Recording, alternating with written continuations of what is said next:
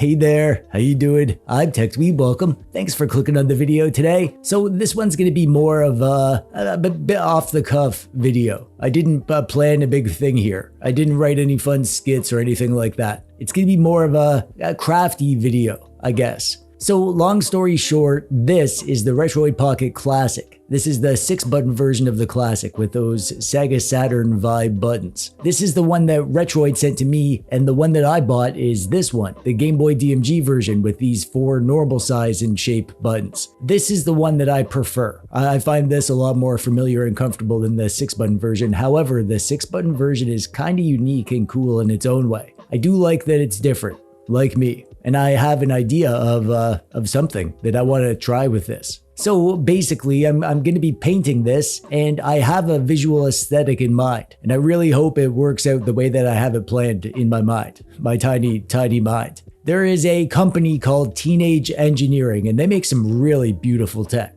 I love their stuff. They just have an awesome aesthetic, awesome design language. I ordered a thing from them that I'm going to be reviewing, the EP133KO2. It's like a synthesizer beat machine kind of thing. I'm sort of going to try to review it. I don't know about that kind of stuff, but I wanted one to play with, and I'm going to try to fumble my way through a review if I could figure out how to use it. Anyways, my idea here with this Retroid Pocket Classic is to give it a facelift sort of to match the KO2. And I've planned out the colors that I want and the shapes that I want to make. I'm going to be painting it, and that's a bit risky when you paint a shell. Yeah, if you mess it up, you might ruin the device. And I'm going to be trying some things that I've never done before here, so if it goes as planned, it'll be super cool. And if it doesn't, then I'll feel like a dweeb. And you can make fun of me for wrecking my doodad. But hey, the RP Classic isn't crazy expensive. It's like $130 or something like that, so it's not the end of the world if I dweeb it up. And I like taking risks. I once tried to overclock a toaster just to see if it would toast faster.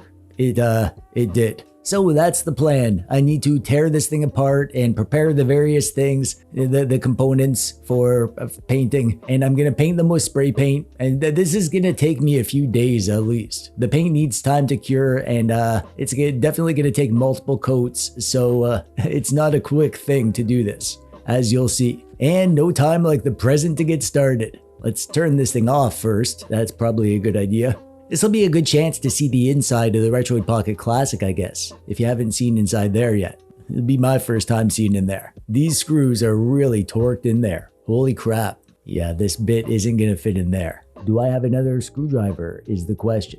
I do. There we go. Oh, come on. Geez, man, there's a whole bunch of clips in this thing, huh? It's almost like these companies don't want you to get into these things. What secrets are they trying to hide? That's a big battery. Wow, look at the size of that thing. So I guess this whole thing needs to come apart. I need to get the buttons out. It would be nice if I didn't have to take all this apart. So let's see if we can maybe just take a few things off and see what we can access. Let's just start digging, I guess. What even is this? It's like a cover for the rumble motor, I guess. I don't know. Dang, that is really stuck in there. Sticky stuff they stuck it in there with. Oh, it's still stuck. That didn't sound good. Maybe if I just flop it up there, that'll be all right. If I can get at the buttons and stuff without unplugging the battery. Oh my god, that is so freaking sticky. I really kind of wishing I had muscles right now. I'm gonna put this back on the battery. That seems important. Circuit board under there. I guess that I should be good to take that out. This whole process would be a lot easier if I didn't have this freaking camera in my face. This isn't helping. And buttons, nice. Let's get all of this stuff out of there.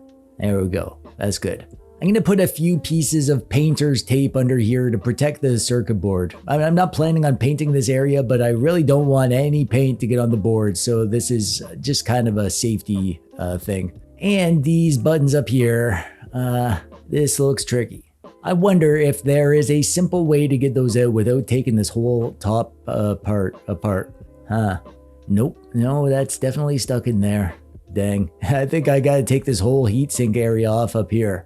Oh man, another ribbon there. Oh, is this coming up? Yeah, okay, this is good. Oh yeah, nice. Yeah, we're good. I got what we needed.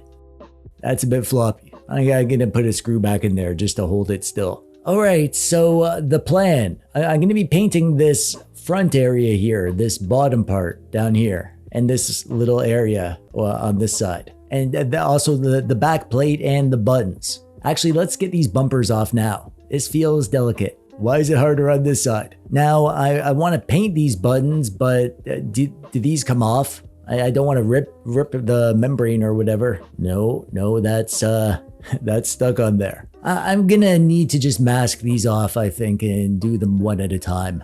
And this strip down here needs to be masked, obviously. I'm gonna use this little ridge here as a natural line, and I'm gonna mask everything above that. Yeah, that's the idea. Cover up this bottom stuff too, just in case. So my idea is to just use some paper to cover this stuff up, the top part, rather than wrap the whole freaking thing in tape. This seems like the more efficient way to go about that. And these buttons, I guess the only thing that makes sense is to try to cover up everything except one button at a time. And try to cover up as much of the membrane as I can just to keep it neat and tidy. Is this gonna work?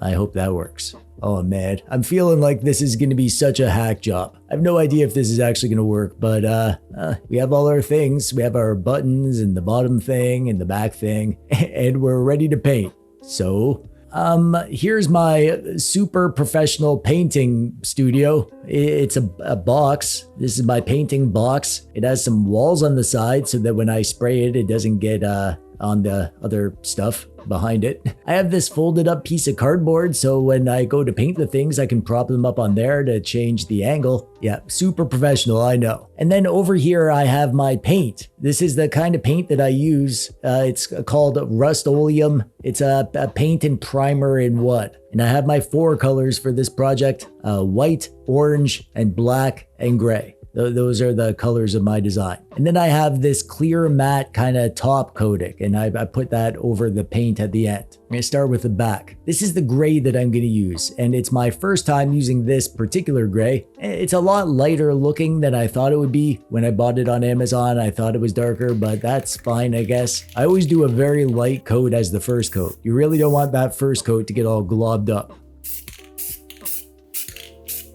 There we go. That's good. That's good enough for the first coat. It's not perfect coverage, but that's fine. You actually don't need perfect coverage on the first coat. Start with a less is more approach. That's what I suggest. And the main thing, I definitely want to play it safe because these fine holes could be easily clogged. I'm going to put a light coating on this and be careful not to let it glob up, especially in this area here. That's the plan at least. We're gonna call that good enough. This little guy is also gonna be gray, just a single button. That's what this little stand is for, so I can get a good angle on it.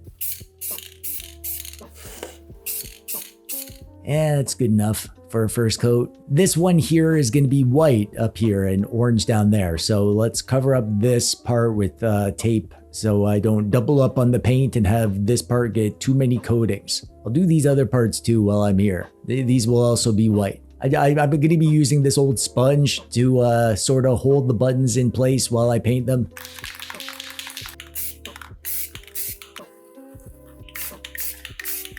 It's going to be fine for a first coat, I think. Oh, and the orange one as well, of course. This button's just orange, so we can do that now.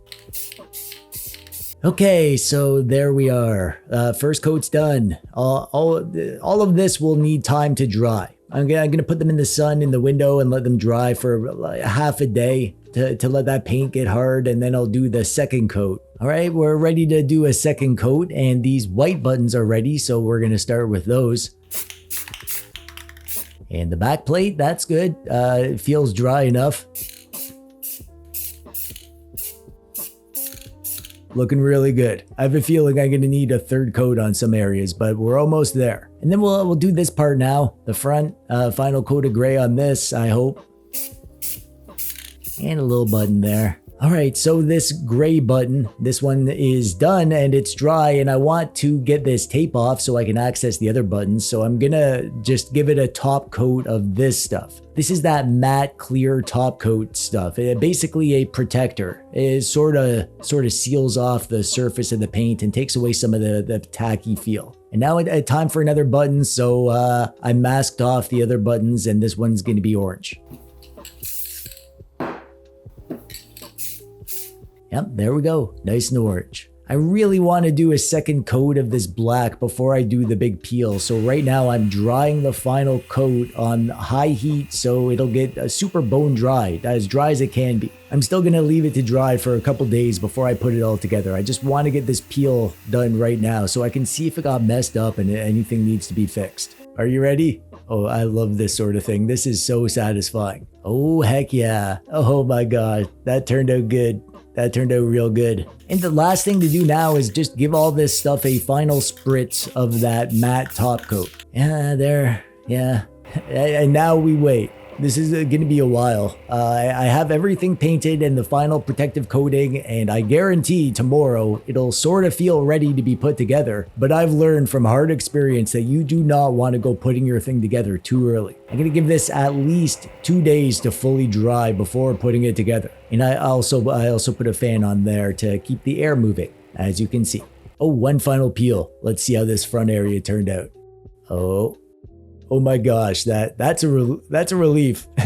This looks great. Oh man, it's hard waiting multiple days to find out if your paint thing worked out. This is good, I'm happy. And here we are. Everything, it's like 5 days since I did the teardown and this all turned out so good. The paint just bonded to the plastic so nicely and the top coat is on there and it feels nice and firm and plasticky. It feels professional, just like it's done from a factory. This is the kind of thing you do not want to try to put it together or use it before it's ready.